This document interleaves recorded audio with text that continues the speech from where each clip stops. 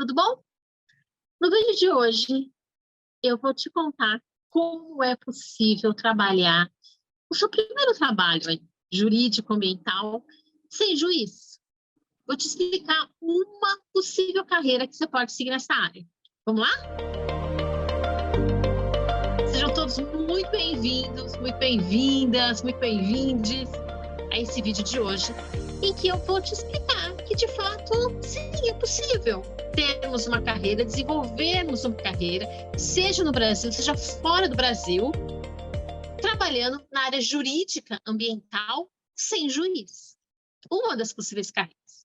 E essa carreira é a carreira de consultor ESG.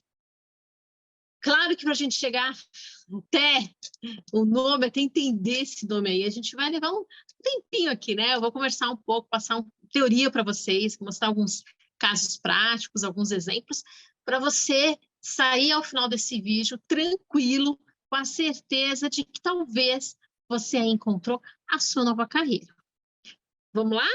Então, vem comigo aqui, pega papel, caneta, pega um diário seu, que talvez você vai colocar isso, descobrir, vai seguir aí uma nova jornada na sua vida, um novo sonho, ou pega o celular, se quiser gravar, mandar esse vídeo para alguém assistir novamente, fica à vontade, arquiva esse vídeo, enfim, guarda aí talvez no seu coração, mas vamos lá, passo a passo, para a gente conversar melhor sobre essa carreira. E claro, se tiver dúvidas, deixa aí sua pergunta, me manda um direct, conversa comigo, que eu vou ter o maior prazer em te ler, né? Ou ouvir seu áudio, talvez, tá? Bom, vamos lá. Para entender o que de fato é um consultor em ESG, a gente já vai logo avisando que quem tem a profissão jurídica, quem é advogado, quem tem os atributos, né, a competência de saber, de trabalhar, de atuar na defesa ambiental, também pode ser um consultor jurídico em ESG. Claro que temos outras profissões, administradores de empresas, às vezes, tem um engenheiro ambiental, tem outras áreas, né, outras carreiras, das outras ciências do saber, que também acabam se tornando um consultor em ESG. Daqui a pouco você vai saber por quê. Mas meu papo aqui é com você aí, que é advogado e que está procurando, de repente, um novo nicho de atuação, ou porque acabou de se formar, ou porque vai já se formar em breve, aí, já vai passar na OAB, enfim, você, que eu acho que em algum desses pontos aí você se identificou, até mesmo você que talvez seja um juiz aposentado e quer passar a advogar agora, promotor de justiça aposentado, procurador, enfim.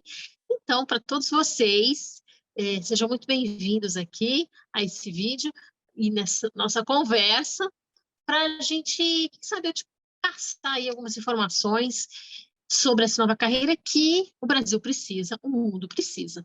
Então, já fica logo de cara o meu convite, que é um trabalho que tem, sim, uma função social, como tantos outros, e tem esse apelo do coletivo muito forte, muito importante.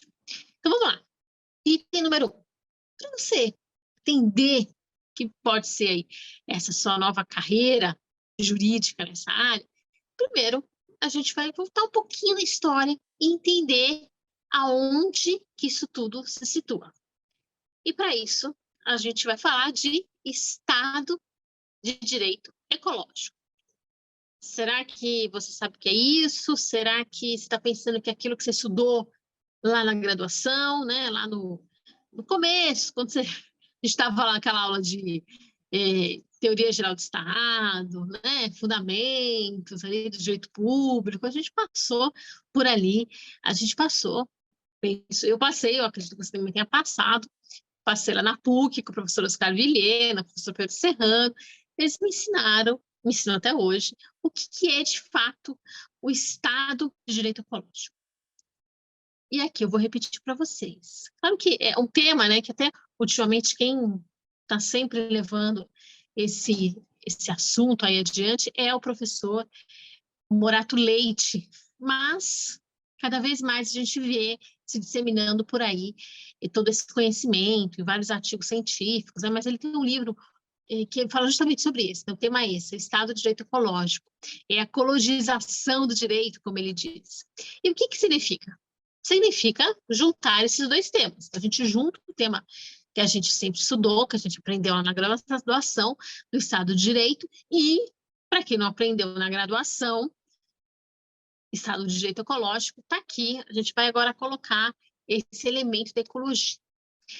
Então, vamos lá. Vamos separar os dois termos, né? Estado de Direito e Ecologia, para depois a gente juntar e ver como é que fica aí. Estado de Direito, o que que é? É o império da lei. É a figura em que o poder estatal, todo ele, está sob a égide da lei. Então, não existe aquele poder soberano, né? Aquele poder absoluto do monarca, do rei, lembra do rei Sol? Todo, né? Que a gente volta na Idade Média, aquela figura da formação do Estado que se apoiava no absolutismo, que se apoiava na persona, olha, o Estado sou eu, se hoje eu quiser que todo mundo coma pão, todo mundo come pão, se eu quiser que ninguém coma nada, ninguém coma nada. A regra hoje é de acordo com o desejo do rei. Então, isso deixa de ser e passa com essa formação do Estado sob o império da lei, passa a ser, então, denominado Estado de Direito. Agora, o predomínio é da lei.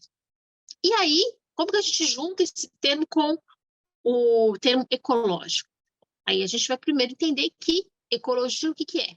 E aí a gente vai até mais para trás, né? Se a gente falar para a sua aula, que você teve de biologia lá na graduação, na quinta série, terceira série, sei lá.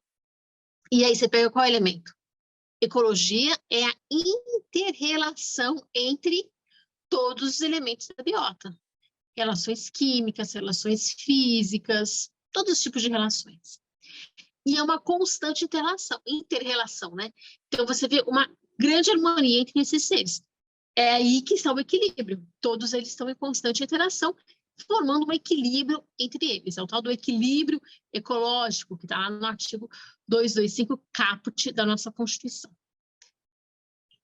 Compreendido isso, a gente vai, então, juntar esses dois elementos. Então, se eu tenho uma atmosfera aqui que está em constante relação, que precisa estar em equilíbrio, mas tudo isso tem que ter um império da lei ali, né? Tudo isso vai se harmonizar com a lei. Então, quer dizer que eu tenho que ter uma lei que vai garantir esse equilíbrio, certo? E essa lei nós temos. Qual que é essa lei? Acabei de falar. Artigo 225 caput da nossa Constituição Federal, aqui no Brasil. Todos têm direito ao meio ambiente ecologicamente equilibrado, bem de uso comum do povo e essencial à sadia qualidade de vida, cabendo quem? As presentes e futuras gerações, a todo mundo, né, o poder público, a sociedade, preservá-lo para as presentes e futuras gerações. Essa é a leitura do caput do artigo 225 da nossa Constituição, da nossa lei maior. É ali, exatamente ali, que a gente vai encontrar o fundamento de toda essa defesa ambiental que nós fazemos no Brasil e como que se espelha a defesa ambiental que existe no mundo. Então, o primeiro ponto é esse, senhores. Vamos lá, vamos entender que existe uma lei que predomina, que rege esse equilíbrio ecológico. E como tal, né, apontei aqui uma norma, mas essa norma, ela é constitucional, então ela está de acordo com todas as demais normas, ela está em relação, em inter-relação com as demais normas. Então, é como se nós olhássemos para todas as normas do nosso ordenamento jurídico e falássemos, olha, vocês aí, vocês precisam garantir que esse equilíbrio ecológico que há entre os elementos da natureza, entre montanha, entre animais, entre elementos de natureza e o homem junto nisso tudo, né? Então, com a ciclovia, com a ciclofaixa, com a via pública, com as ondas eletromagnéticas, com tudo isso, é necessário que haja um equilíbrio ecológico. Normas de direito previdenciário precisam transparecer, precisam garantir esse equilíbrio ecológico. Normas de direito trabalhista também. Normas de direito penal, idem. Então, eu preciso que todos os fatos jurídicos que, em última análise, vão garantir, vão preservar a vida digna, e claro, que leia-se de todas as vidas, né? Nesse conceito de família multiespécie, esse conceito biocêntrico que tem na nossa Constituição, que cada vez mais, né, os doutrinadores se aproximam dessa leitura biocêntrica, que a vida e todas as suas formas ele está no centro e não apenas a vida humana, claro que esse conceito, ele vai, como eu acabei de falar, vai para todas as normas. Então, veja se ficou claro. Para entender lá o que vai fazer esse consultor ESG, eu preciso voltar e entender como é que é, aonde que ele se situa. Ele se situa dentro de um Estado, e esse Estado é o Estado do direito ecológico, onde há o predomínio da lei e onde a preservação ambiental, assim, por dizendo todos os tipos de ambiente, ela é garantida, ela é assegurada. E ela encontra, em diferentes normas, o quê? Capacidade, meios, instrumentos de obter, de chegar na sua efetivação. Então, não é uma lenda, não é uma norma assim, bonitinha, tá lá na Constituição, deixa lá. Né? Não tem eficácia nenhuma, nós não estamos falando disso. Nós estamos falando de direitos humanos fundamentais a esses bens ambientais, a esse equilíbrio, que vão se espalhar aí por todas as normas. Então, em algum momento você vai encontrar que aquela norma previdenciária, por exemplo, ela está ali, indiretamente não vai estar ligada lá, você vai buscar lá um ponto lá atrás, e falar que, olha, aqui dá para preservar esse direito humano a essa vida, nesse ambiente equilibrado, nesse ambiente ecológico, nesse ambiente adequado. Entenderam? Então, esse é o panorama, esse é o contexto em que nós vivemos. E é claro que se você for buscar a leitura, né, do professor Morato Leite, como eu comentei, você vai se aprofundar e a gente pode começar a perceber, olha, peraí, então, como que esse Estado de Direito Ecológico ele está sendo aplicado no dia a dia pelo poder público, pela administração, pela prefeitura, ou por uma autarquia, enfim, como é que está isso? Será que um possível crime ambiental, por exemplo, ele é investigado corretamente, ele chega a ser o autor, tem meios ali, a pena está olhando uma prevenção, como é que é isso? Nessa análise geral, a gente vai encontrar, sim, alguns elementos que, olha, isso aqui, esse jeito tradicional não está funcionando mais para essa efetivação de direitos. E aí, como o professor Morato fala, nós vamos esbarrar, nós vamos ter que entender que o Poder Judiciário, aqui no Brasil, ele não atende corretamente a essa necessária efetivação dos direitos humanos fundamentais no tocante ao meio ambiente ecologicamente equilibrado. E aí, por que eu estou dizendo isso? Por que ele diz isso? Porque, olha, você tem lá, entre uma ação judicial, lá, um problema, tragédia de Mariana, análise pelo Ministério Público, por um possível inquérito civil, né? Depois, essas peças de instrução que vão lá para a ação civil pública, que vão ser o fundamento, o estudo dessa ação civil pública, ela demora quanto tempo para ser analisada, para ser avaliada? Por apenas um juiz. Quantos autos são? Então, é uma prestação jurisdicional adequada? É um acesso ao judiciário de fato? Ou é uma tentativa de acesso que tem sido demonstrado ao longo dos anos que não enfrenta, não responde adequadamente à demanda ambiental? E, senhores vão de concluir, né, e a gente pode olhar todos os arquivos do CNJ, a gente pode olhar algumas estatísticas, a gente vai encontrar textos, artigos científicos, depois a gente pode até aprofundar esse tema no próximo vídeo. Nós vamos encontrar, como o professor Morato sempre fala, e aí, vamos ter vasta, né, vasto conjunto probatório nesse sentido, vamos encontrar decisões que são inócuas, né? Tem um parque, uma área urbana, uma área de preservação ambiental, por exemplo, em que as árvores foram destruídas, foram ilegalmente destruídas, porque às vezes era um ambiente privado, né, uma área privada ali, e o seu proprietário, a bel prazer, foi lá e destruiu as árvores. Quando tem-se uma investigação, um inquérito civil, ou mesmo uma ação judicial, uma liminar, ali, um pedido de liminar, para impedir, às vezes, essas árvores, ou para impedir o corte de outras árvores, para tentar, de alguma maneira, ali, reparar, se essas árvores já foram cortadas, o dano já ocorreu. Então, às vezes, essa rapidez do judiciário que não é rápida, a celeridade que não existe no Brasil, infelizmente, ela não atende de fato a essa proteção ambiental. Ela não consegue prever, às vezes, né, não consegue fazer um trabalho de prevenção rápida, eficiente, para evitar danos ambientais. Ou, uma vez ter ocorrido, um trabalho eficiente de reparação certa e rápida. Isso nós, infelizmente, não vemos, porque o número de tragédias ambientais, o número de danos, os índices de poluição, eles demonstram isso. Que, olha, tem alguém aqui do poder público que talvez não exerça seu poder de polícia para fiscalizar adequadamente, por talvez N motivos, porque não há funcionários suficientes, porque o número, a demanda é muito alta, etc., porque não tem a técnica adequada, desde os instrumentos técnicos adequados, enfim. São vários elementos que juntos, vão nos dar esse retrato de aumento de desmatamento, de recursos hídricos escassos, e etc., né? Poluição nos grandes centros urbanos, de diferentes naturezas, poluição visual, poluição sonora, poluição odorífera, poluição de rios, poluição atmosférica, etc. Então, todo esse conjunto nos mostra que, olha, tem uma falha aqui na fiscalização, tem uma falha aqui no judiciário. Esses dois modelos, a gente pode dizer assim, né, essas duas condutas, elas não estão se demonstrando as mais adequadas para isso. E aí, quando a gente fala de judiciário, eu vou falar com você, advogado, que você pode escolher, né? Talvez o Ministério Público ainda não possa, mas você aí pode escolher em não iniciar uma ação judicial e optar por outros métodos de soluções de conflito. Isso a gente vai falar daqui a pouco, quando eu falar exatamente o que você vai fazer nessa carreira de ESG.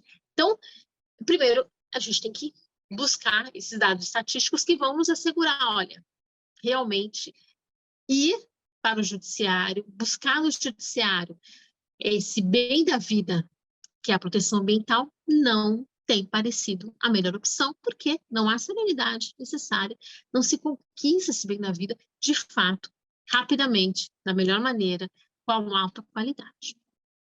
O judiciário não tem hoje condições, tem elementos para mostrar isso.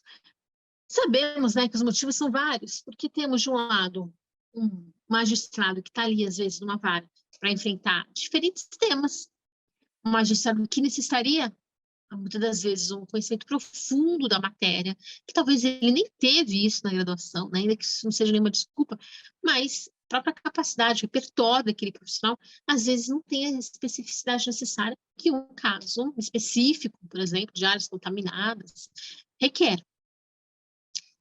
Ademais, são muitos volumes, às vezes, né? O trabalho ali é muito extenso. Buscar essa verdade real e essa verdade formal, que seja, dos fatos, é uma árdua tarefa, que precisa de peritos, que precisa de outros profissionais, e da confiança desse judiciário, esse juiz, esse magistrado, que precisam ter partes ali, que todas estejam do mesmo lado, né, para efetiva proteção, tal como é o trabalho do Ministério Público, tal como é o trabalho dos advogados ambientalistas. Então, às vezes, nessa somatória de esforços, a gente não encontra motivos, ali, fundamentos para falar, olha, temos um judiciário que atende, que responde muito bem a essa demanda. Infelizmente, não responde. Então, junta esses dois elementos. O que é? Que contexto a gente está? É o Estado do Direito Ecológico. É o império da lei. Como uma das expressões desse Estado, o judiciário, o executivo, o legislativo, e a sua atuação verdadeira, a sua atuação consolidada aqui, eu diria, a atuação verdadeira no sentido de qual é a atuação real, o que a gente está encontrando aqui na prática, né, todos esses agentes.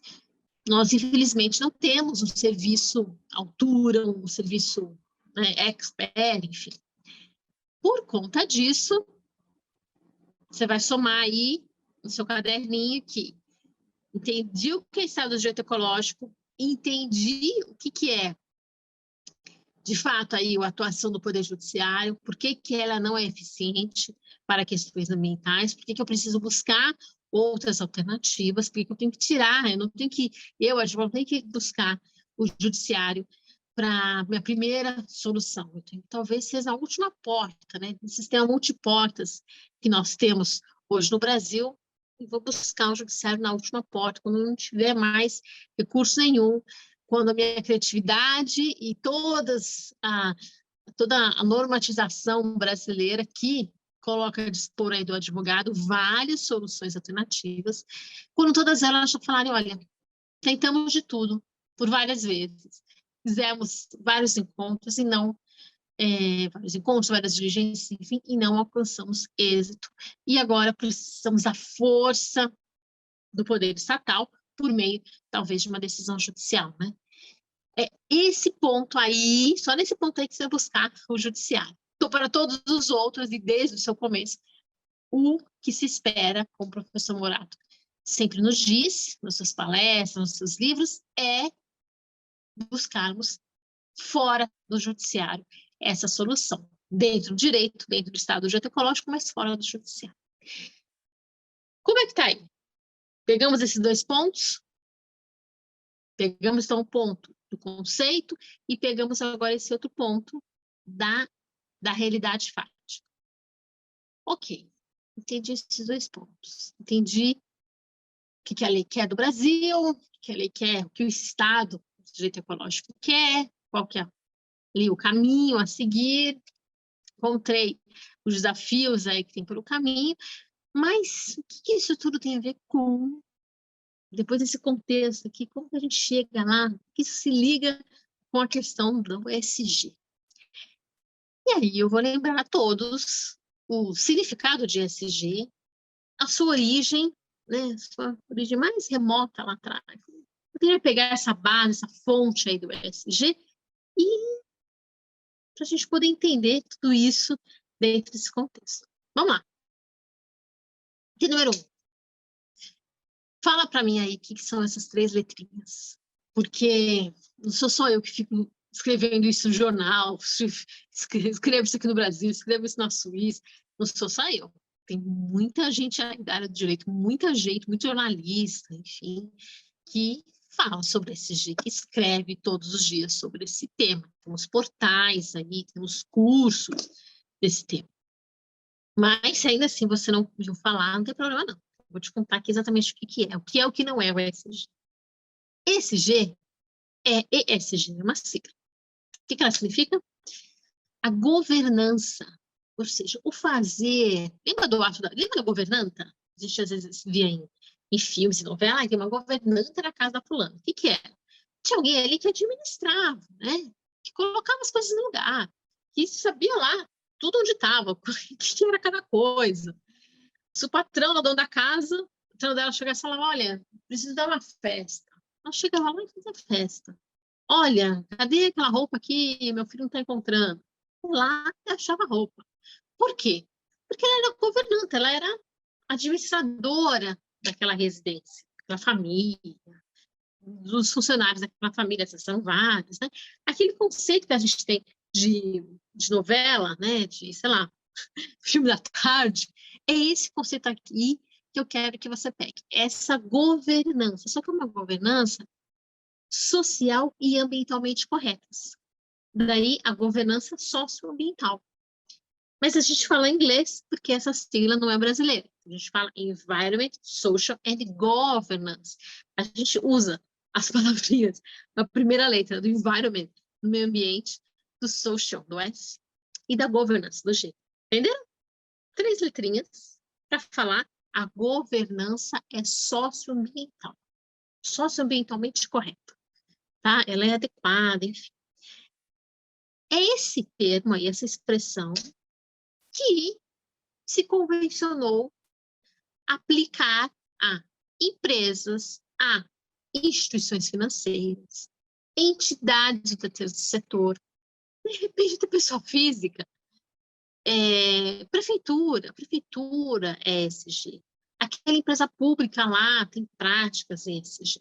Então, convencionou-se falar que a governança aí de muita gente, muitas pessoas jurídicas, né, por assim dizer, ela é ela é EIS, ou seja, ela é social e ambientalmente correta. No Brasil, muitos usam a expressão ASG, que é ambiental, social e governança, tá? Mas isso é para você saber. Você vai encontrar a expressão ASG ou a expressão ASG.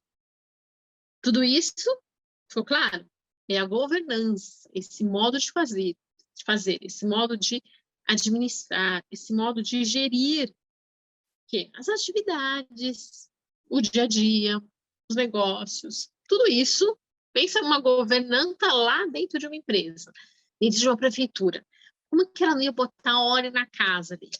E aí ela põe ordem na casa, ela sabe tudo que está acontecendo, e ela ainda põe uma ordem que está de acordo com o quê? Lá com o Estado de Direito Ecológico, ou seja, com as leis ambientais. Está lá de acordo com o 225, CAPT, e todo o nosso ordenamento jurídico ambiental. Pensaram nisso? Aí, além disso, essa governanta, ela também arruma a casa de um jeito que o social, ou seja, as pessoas que trabalham contentes, trabalhando adequadamente, é de acordo com a lei, ultrapassa até a lei, né? Tem um compromisso ético, um compromisso talvez kantiano, do bem-estar efetivo daquela população que está ali. Que não é, às vezes, só os funcionários, é todo mundo. Então, o vizinho, lembra a governança? O governante está lá falando com o vizinho. Ela tem correlação com o vizinho, ela sabe o que o vizinho quer, o que não quer.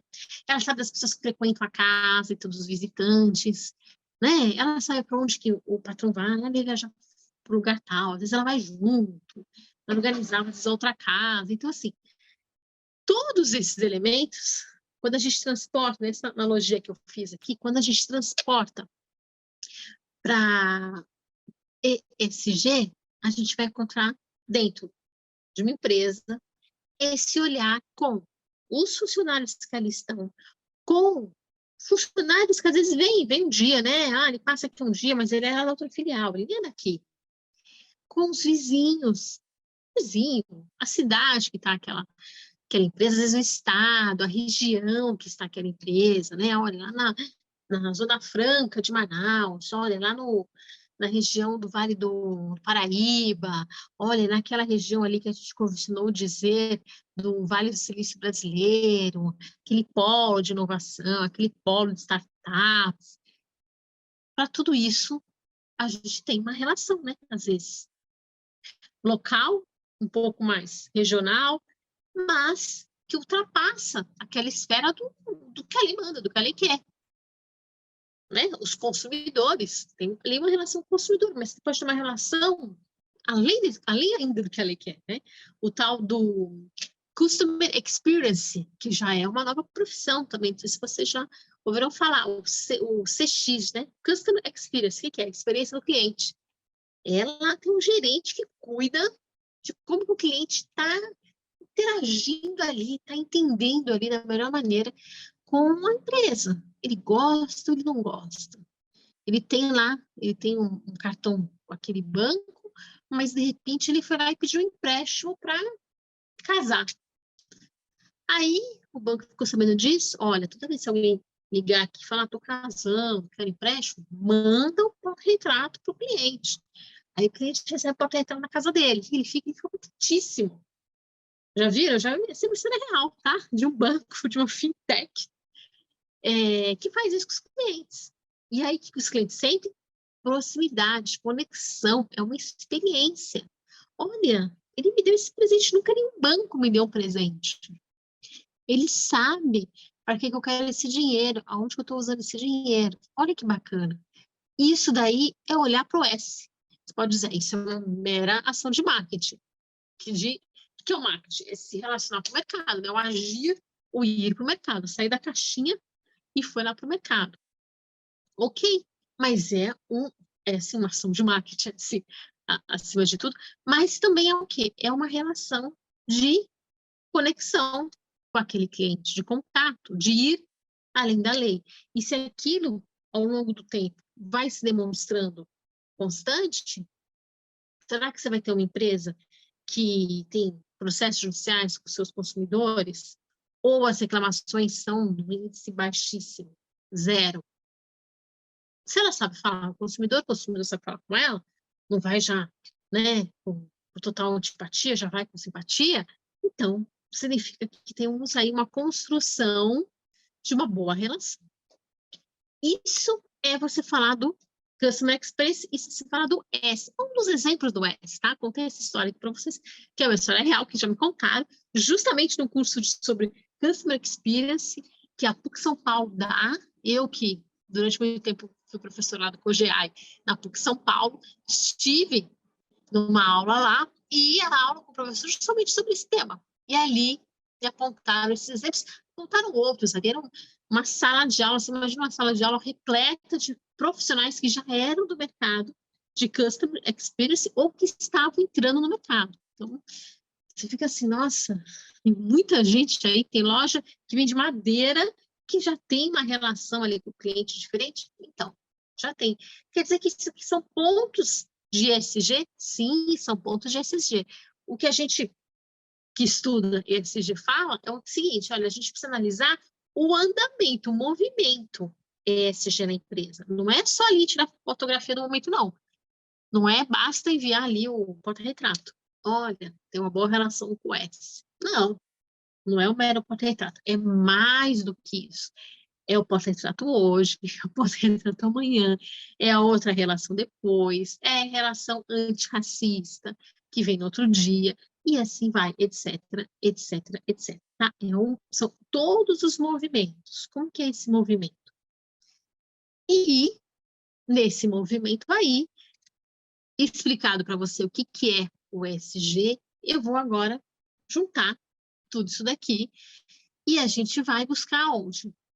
No nosso Estado Democrático Ecológico, de direito, Estado Democrático de Direito Ecológico, também a gente pode chamar assim, a gente junta essas informações, a gente busca nessa lei ambiental, nas leis sociais, nos nossos direitos sociais, que estão lá no artigo 6º da Constituição, né? Não somente, mas também estão ali.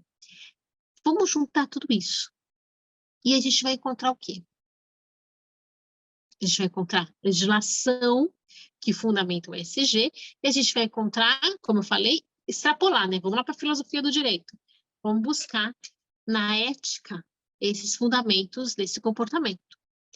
Uma vez que você encontrou onde está, o que significa, aí eu te convido a fazer o quê? Eu te convido a ser um consultor ESG. Porque as empresas precisam saber exatamente isso. E as empresas, as entidades do terceiro setor, vai anotando aí onde você pode trabalhar.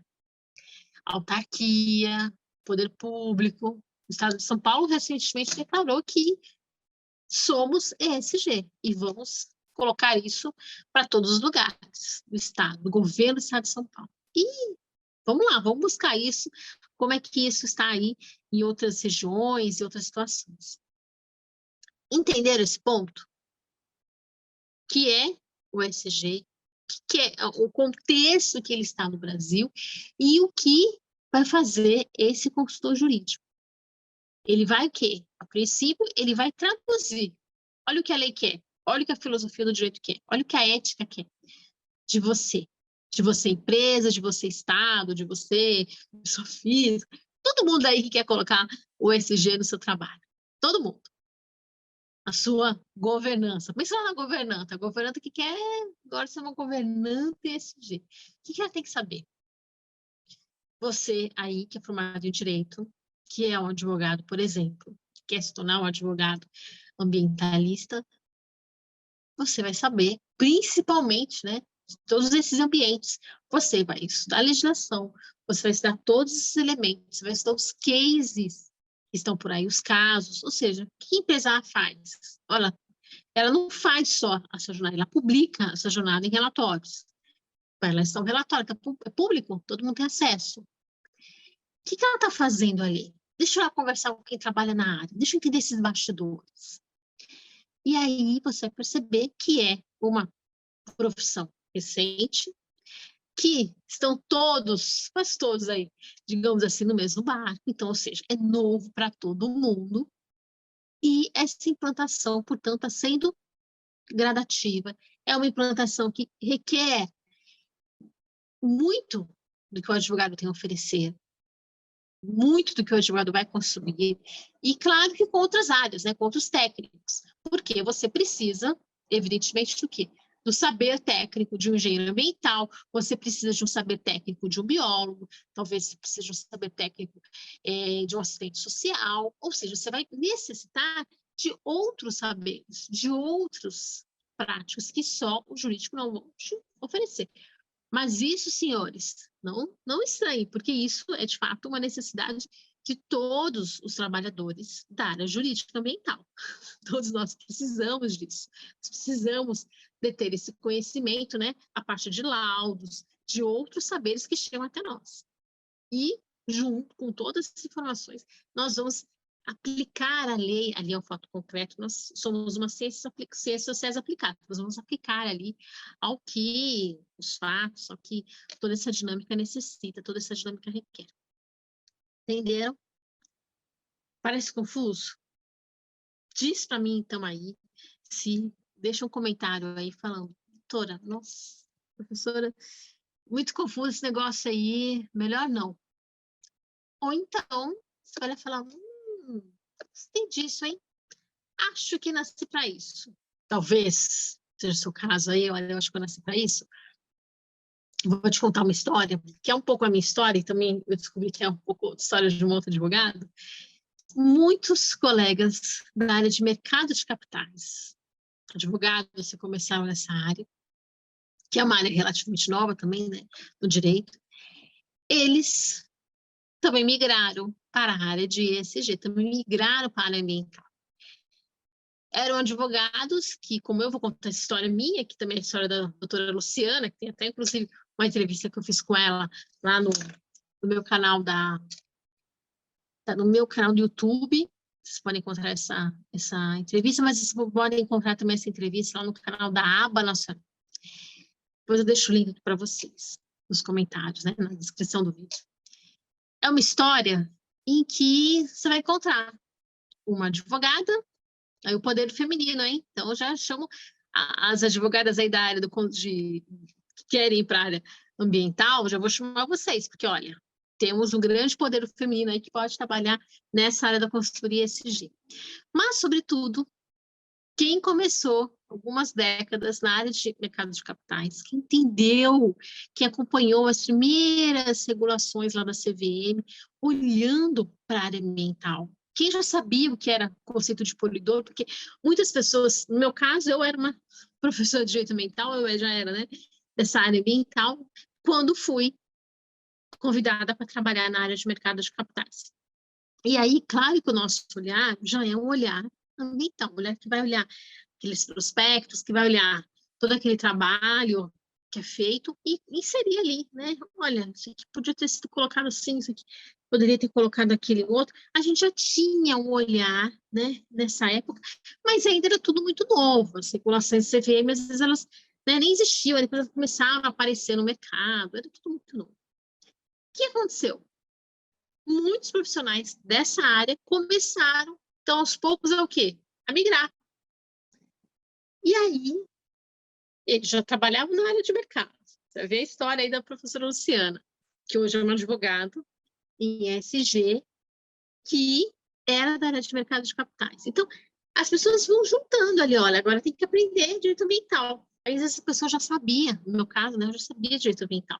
Então, eu fui acoplando mais ensinamento, Eu junto o que é o Sistema Financeiro Nacional, o que é esse Sistema Nacional de Defesa Ambiental, né? O que é o SISNAMA?